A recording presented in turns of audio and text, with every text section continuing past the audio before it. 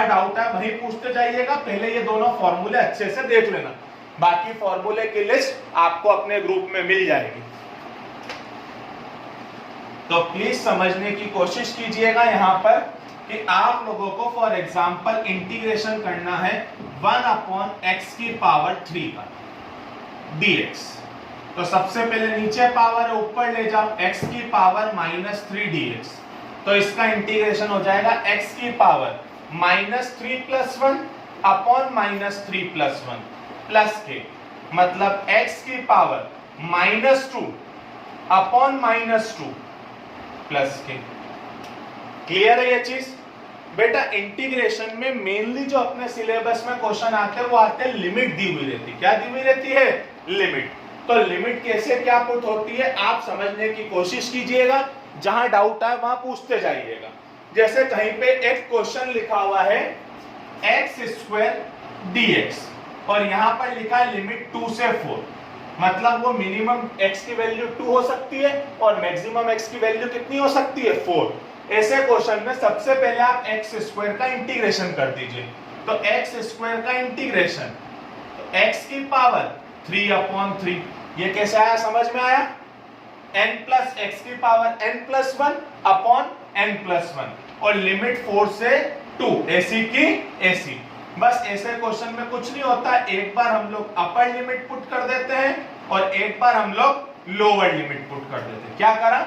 Upper limit minus lower limit. तो 4 का cube 64/3, 2 का क्यूब 8/3, तो आंसर आ जाएगा 56/3। नहीं समझ में आया? कोई बात नहीं, अगला समझना।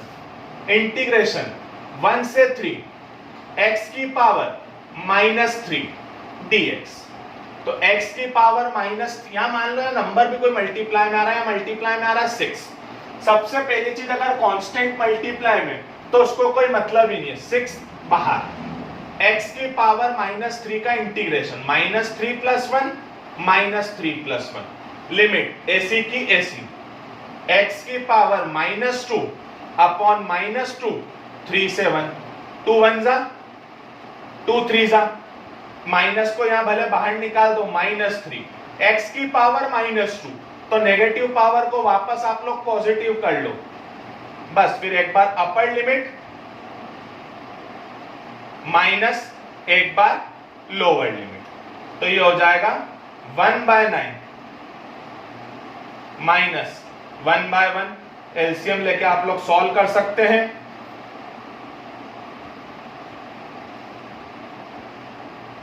तो ये हो जाएगा -8, तो बाहर का माइनस और ये माइनस मिलके हो जाएंगे +8/3। आ रहा है समझ में? कहीं डाउट तो नहीं है? प्लीज देखते हुए चलो, कहीं प्रॉब्लम हो तो। अब फॉर एग्जांपल आप लोगों से इंटीग्रेशन करने का बोला,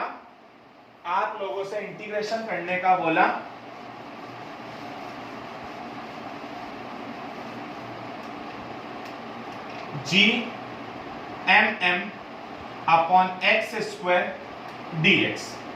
लिमिट दी है इंफिनिटी से r, और आपको यह पता है कि g, m और m ये सब कांस्टेंट्स हैं। ये सब g, m और m ये आपको दिया, ये सब है कांस्टेंट्स। तो कांस्टेंट्स कहां आ जाते हैं? बाहर आ जाते हैं। कांस्टेंट कहां आ जाते हैं? बाहर। तो g, m, m कांस्टेंट कहां आ गए? बाहर।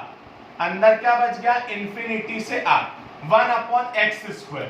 तो इसको 1/x² dx। तो gmm इंफिनिटी से r, इसको हम लोग लिख सकते हैं x³ -2/dx। तो gmm x³ -1/-1। ये कैसे आया, समझ में आया? x⁻n+1 मतलब -2 + 1 मतलब -1 अपॉन में भी -2 + 1 मतलब -1। इस माइनस को तो पहली फुर्सत में बाहर निकाल लो, -gmm। ये क्या हो गया? 1/x, r से इंफिनिटी। तो पहले हम लोग पुट करते हैं अपर लिमिट, फिर माइनस हम लोग पुट करते हैं लोअर लिमिट। तो बेटा आपको ये पता होना चाहिए बचपन से कि इंफिनिटी का उल्टा 0 होता है। इंफिनिटी का उल्टा क्या होता है? जीरो। और ये जीरो लिखो नहीं लिखो एक ही बात है।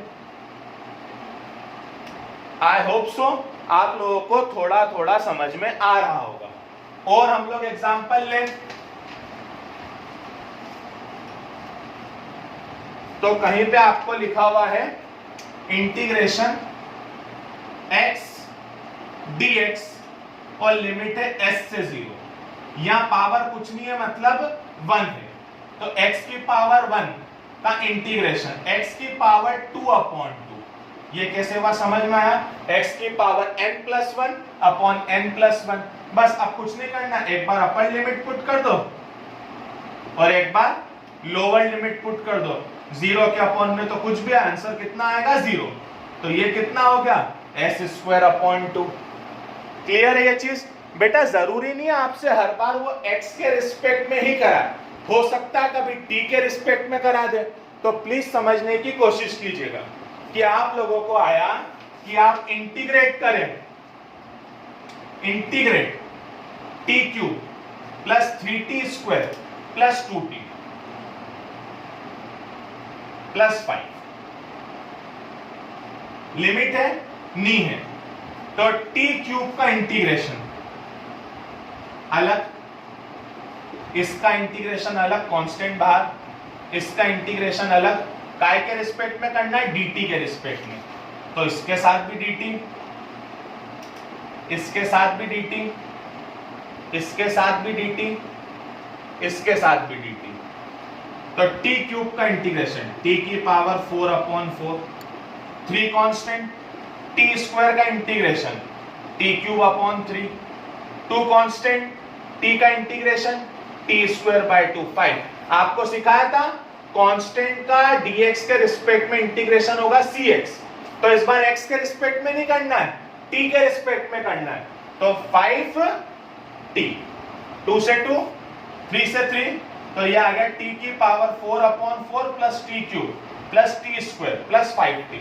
बेटा जब भी लिमिट पुट नहीं करनी रहती है तो साथ में कांस्टेंट फ्री आता है। ये कांस्टेंट सिर्फ और सिर्फ कब फ्री आएगा?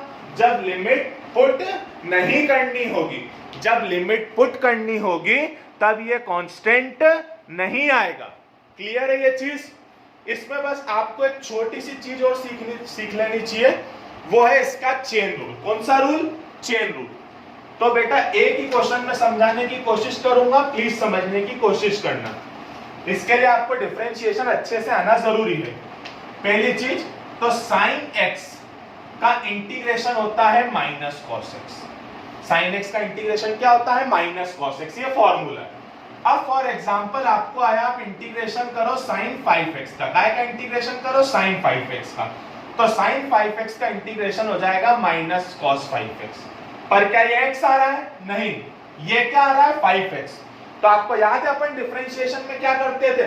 इस 5x का डिफरेंशिएशन वापस से करते थे। इंटीग्रेशन में भी इस 5x का डिफरेंशिएशन ही वापस करेंगे।